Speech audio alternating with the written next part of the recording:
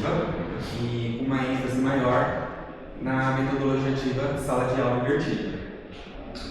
Bom, a princípio nós vamos trabalhar aí 3 pilares. A consideração histórica, ou seja, nós vamos aprender sobre o ensino, desde o ensino passivo até chegar na metodologia ativa, de onde surgiu a metodologia ativa, qual a ideia da metodologia ativa, tá? Nós vamos definir e caracterizar as metodologias ativas e falar também uma ênfase maior na metodologia ativa sala de aula invertida.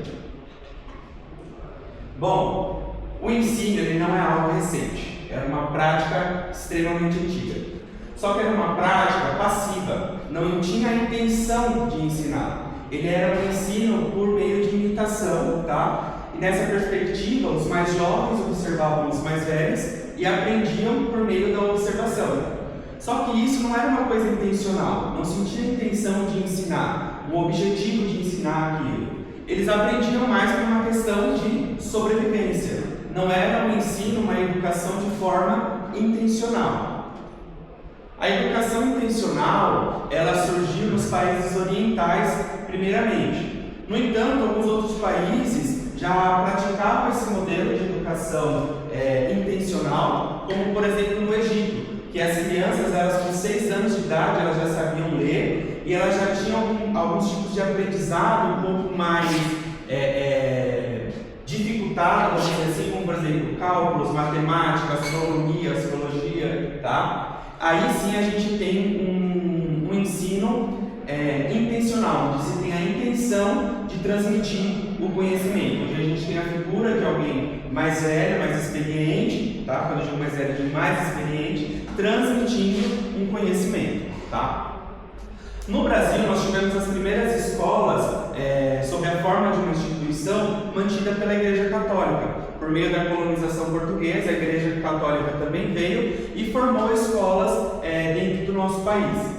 Essa foto é a primeira escola que teve no Brasil, que é o Colégio Jesuíta, lá em Salvador. Nesse período, o país teve grande influência sobre a regência jesuíta, em 1549 e 1759. Aproximadamente em 1759 a 1827 surgiram as primeiras escolas públicas no Brasil, que foi por meio da Reforma Pombalina.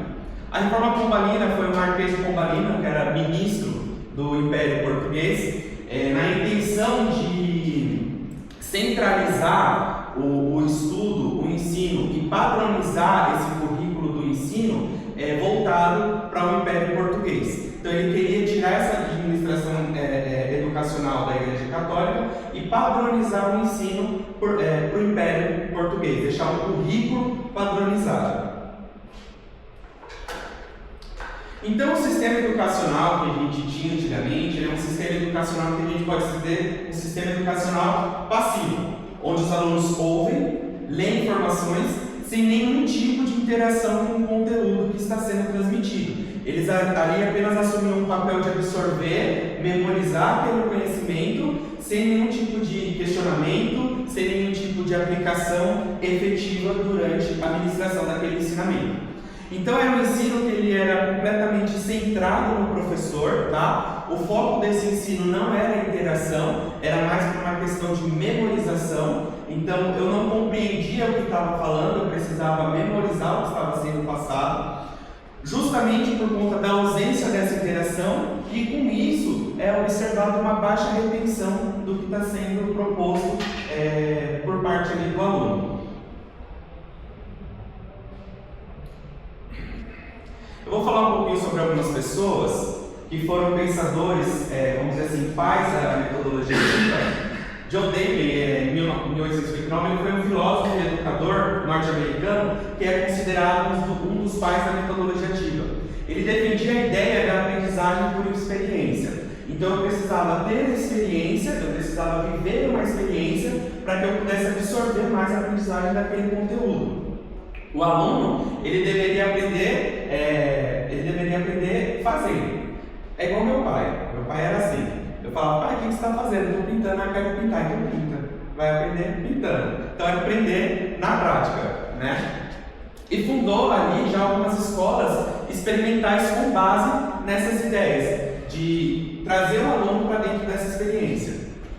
Outra pessoa importante também foi Jean Piaget. Jean Piaget foi um psicólogo suíço que estudou o desenvolvimento cognitivo da criança. Piaget defendia que a aprendizagem ocorre quando o aluno interage ativamente com o ambiente. Então, a partir do meio dessa interação que o aluno tem, ele consegue absorver mais a aprendizagem. Piaget também desenvolveu uma teoria de 4 fases do senso cognitivo. Primeiro é o senso motor, que a criança tem de seus 0 a 2 anos de idade. Depois a criança ela passa a ter o senso pré-operacional, que isso se desenvolve dos 2 aos 7 anos de idade. Dos 7 aos 11 anos de idade, começa a ter um operacional concreto, tá? E depois um operacional formal a partir dos 11 anos de idade adiante. Levi Vygotsky, acredito que seja assim que pronuncia, Victor pode me ajudar com isso? Não sei russo. Coloquei na saia justa agora. É um psicólogo russo que enfatizou o papel do contexto social e da linguagem no aprendizado. Então ele propôs uma ideia de uma zona de desenvolvimento proximal. O que significa isso? É uma distância que existe entre o que eu consigo aprender sozinho e o que eu consigo aprender com uma pessoa mais experiente, sendo um facilitador para o meu aprendizado. Então, a distância que eu tenho no aprendizado entre aprender sozinho e aprender com um facilitador, ele desenvolveu essa ideia do que acontece durante essa zona, da discrepância que se tem durante essa zona de desenvolvimento.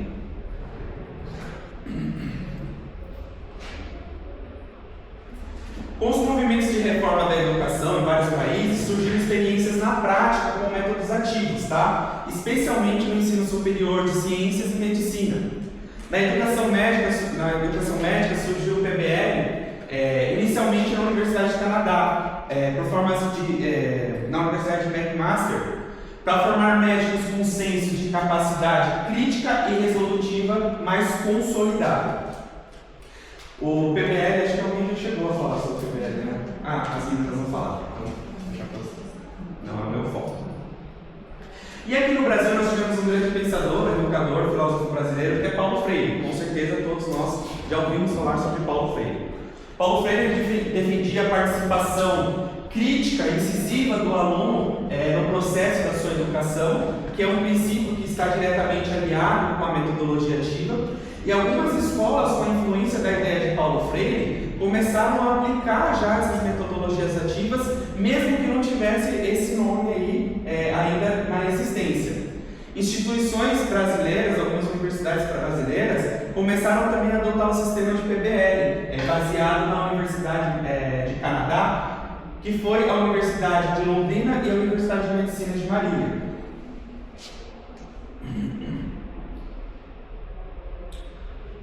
Só resumindo o slide, que eu não aprendi a voltar por aqui. Nos anos 2000, então, a metodologia ativa ela ganhou uma grande expansão, tá? Na educação brasileira e outras formas de desenvolvimento. Então, a gente está falando tanto sobre metodologia ativa. O que seria, então, a metodologia ativa? A metodologia ativa ela é o conjunto de estratégias didáticas que ela vai tirar o professor como protagonista da educação, do ensino, vamos dizer assim, e vai colocar o aluno como protagonista da sua própria construção educacional, tá? Então os estudantes eles passam a participar de forma efetiva, de forma intensa, do processo de construção da sua educação. Então, as principais características da metodologia ativa o foco não está mais no professor, o foco é no aluno. Ele participa ativamente do processo de aprender. E esse aluno ele tem uma aprendizagem significativa.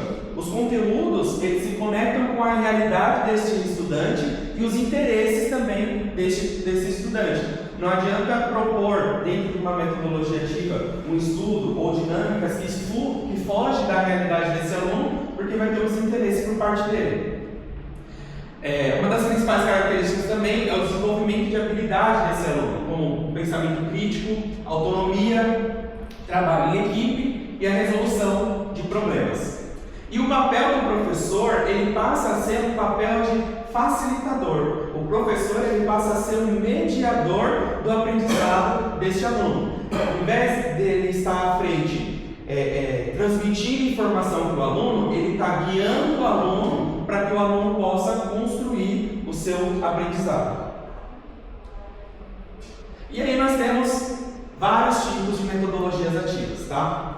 O que nós vamos falar agora é sobre a sala de aula invertida. Como surgiu essa ideia? De onde surgiu a sala de aula invertida?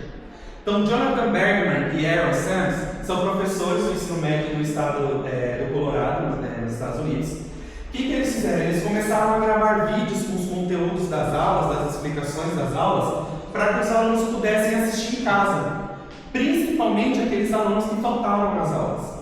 E aí eles começaram a perceber que quando eles liberavam o tempo de aula, de classe de aula, para uma aula prática, discussão, dúvidas, uma atividade mais dinâmica, os alunos absorviam e aprendiam melhor, eles tinham uma retenção melhor do conhecimento. A sala de aula invertida é uma metodologia de ensino que inverte a ordem tradicional de aprendizagem. Em vez do aluno aprender um conteúdo em sala de aula e estudar em casa, o que acontece? Ele aprende em casa, ele tem esse embasamento em casa por meio de material que é distribuído para esse aluno. Vídeo, artigos, PDF, livros, podcast, o que tem à disposição, tá? E usa o tempo em aula para atividades mais interativas e práticas. A sala de aula invertida é dividida em duas etapas. Na primeira etapa, o aluno estuda o conteúdo por meio de artigos, como nós falamos, vídeo, podcast, animações, tá? Ele tem o estudo desse estudo em casa, tá? Ou, de repente, em um ambiente de sala de aula, por exemplo, aqui a gente pode disponibilizar, olha, nós vamos discutir um artigo, vocês têm 30 minutos para fazer a leitura desse artigo, depois de 30 minutos nós vamos voltar para a nossa segunda etapa. E é onde entra a segunda etapa da sala de aula invertida, que ele é usado para atividade prática, discussão, resolução de problemas, estudo de caso, entre outros. E o professor, nesse momento, nessa segunda etapa, ele está somente como um mediador, tá? Como um facilitador para o desenvolvimento dessa aula. O objetivo da sala de aula invertida é tornar o aluno mais ativo e responsável pelo seu próprio aprendizado. Então o aluno ele vai aproveitar melhor o tempo de aula, transformando em um momento totalmente interativo e troca aquela coisa teórica por uma coisa mais prática, aprender de fato na prática. E estimula no aluno o senso crítico e a colaboração e a autonomia desse aluno. Então vamos supor, fazendo uma exemplificação de uma sala de aula invertida. O tema que nós vamos abordar, nós estamos aqui numa sala de aula, nós vamos abordar para a próxima aula, nós vamos falar sobre a anatomia das estruturas ósseas da maxilomandibular aplicadas em implantodontia. Então, qual que é o objetivo que eu preciso ter lá para a próxima aula? Eu preciso saber que ao final da aula que vem, o aluno ele possa ser capaz de identificar as principais estruturas ósseas envolvidas na instalação de um implante, relacionar o conhecimento anatômico com o planejamento cirúrgico de implantodontia e aplicar o conhecimento em casos clínicos. Então, o que eu vou fazer para esse aluno? Primeiro passo é o passo antes da aula. Eu vou disponibilizar o material para esse aluno.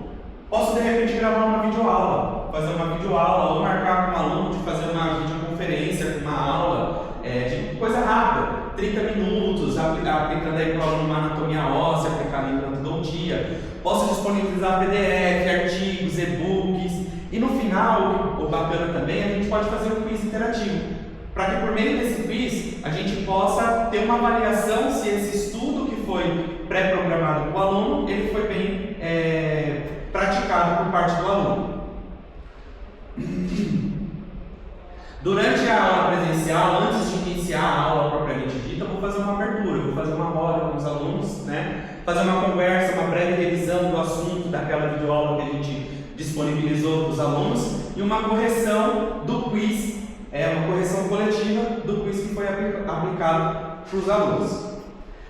Na aula prática, eu vou dividir, dependendo da turma que eu tenho, eu posso dividir em grupo de 2, 3 alunos, se é uma turma maior, a gente divide em grupo com mais quantidade de alunos. Cada aluno ele vai receber, de repente, um caso clínico, uma tomografia, por exemplo. E aí eu vou direcionar algumas perguntas para esses alunos, a mesma pergunta para todos os grupos. onde são as estruturas anatômicas críticas, qual o risco de perfuração e o que considerar para o posicionamento do implante. O grupo vai discutir entre si, tá? Em grupo, e depois nós vamos trazer essa discussão para os outros grupos. Cada grupo então vai apresentar a sua análise clínica que fez essa tomografia, responder as questões que foi proposta para ele. O outro grupo também vai gerar uma leve discussão construtiva entre os grupos e o professor nesse momento sempre agindo como um mediador, tá? E vai comentar, complementar, tirar dúvidas e fazer correções que são necessárias. Como que eu faço uma avaliação desse aluno? Eu vou fazer a avaliação por meio da participação do quiz que ele teve, para saber se de fato ele teve proveito no conteúdo que foi disponibilizado. A participação desse aluno nas discussões, tá? A qualidade da análise do caso clínico desse aluno e uma autoavaliação desse aluno, uma escrita de repente no final da aula proposta. Com a sala de aula invertida, a gente tem as seguintes vantagens: a gente tem um maior engajamento e participação do aluno, um ritmo de estudo mais flexível. Cada aluno ele vai revisar o conteúdo no seu tempo. Obviamente, a gente vai propor um tempo, por exemplo, a aula é na sexta, propôs na segunda, ele sabe que ele tem que estar com isso pronto na sexta. Mas ele vai fazer aquilo no tempo dele, sem pressão, tá? Tudo no seu tempo.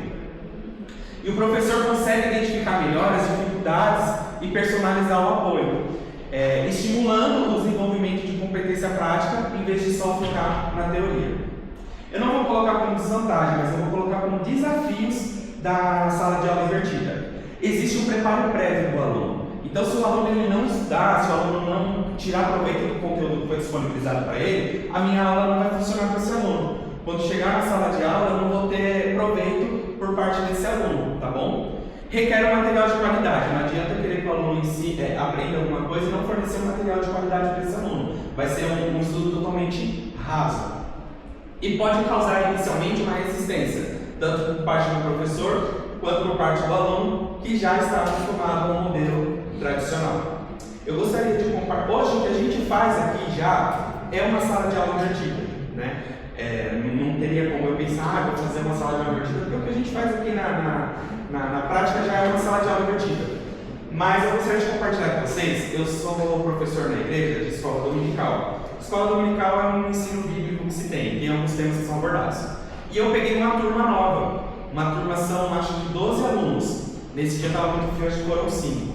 E aí, a gente tem um grupo no WhatsApp, eu forneci para eles uma videoaula, mandei para eles alguns textos, e aí em sala eu separei para eles de repente uns 20 minutinhos para eles montarem um esqueleto, porque naquele momento quem ia dar aula não iria ser eu, iria ser eles, em grupo. E adolescente eles gostam de disputa, principalmente quando a gente faz uma disputa menino contra menina. Aí o negócio fica bom, né? E aí o que eu fiz? Quem apresentar melhor era o mesmo tema. Quem apresentar melhor, conseguir apontar mais argumentos, enfim, vai ter uma bonificação aí no final. Eu vou compartilhar com vocês um vídeo rápido, tá? Rápido mesmo, são 28 minutos, mentira.